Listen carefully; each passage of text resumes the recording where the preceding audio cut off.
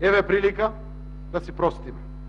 Ајде да почнеме од тој 27 април 2017 година. Оваа неочекувана понуда на премиерот отвори бројни дилеми, зошто оние кои беа прогласени за терористи од страна на власта како прекршители на уставот, токму сега заслужуваат да им се прости кога треба да се менува уставот. И прашувате дали ако некој размислува за такава работа, дали ќе дадеме подршка на донесување на закон за амнестија за настаните од 27 април.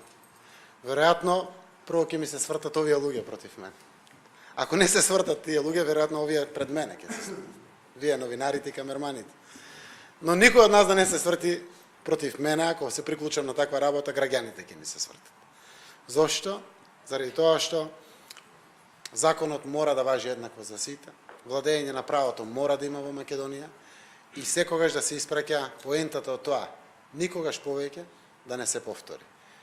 Казнивоста мора да постои. А токму вчера, ден по понудата на Заев, судот одлучи на пратениците Сашо Василевски и Љубен Арнаудов, обвинети за настаните од 27, да им ја укине мерката куќен притвор. Кривичниот совет одлучи да ја прифати гаранцијата на Василевски од 400.000, а апелација на Арнаудов од 300.000 евра.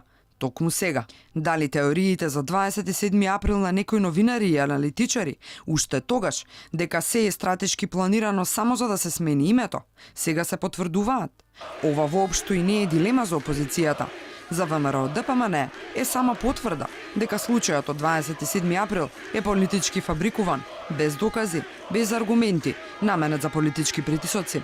Затоа ли го направија обвинението тероризам, за да може сега да нуди за ваква ситуација? Ако збориме за злосторничко здружување, еве ни го злосторничко здружување на дело. Меѓу политичари, обвинители, судии. Им накалемија на луѓето тероризам, за да може денеска да ги оценуваат и за да може човекот во ваква ситуација да нуди.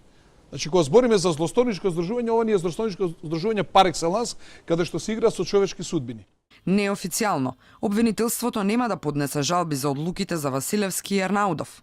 Засега во домашен притвор од пратениците останува единствено Крсто Муковски.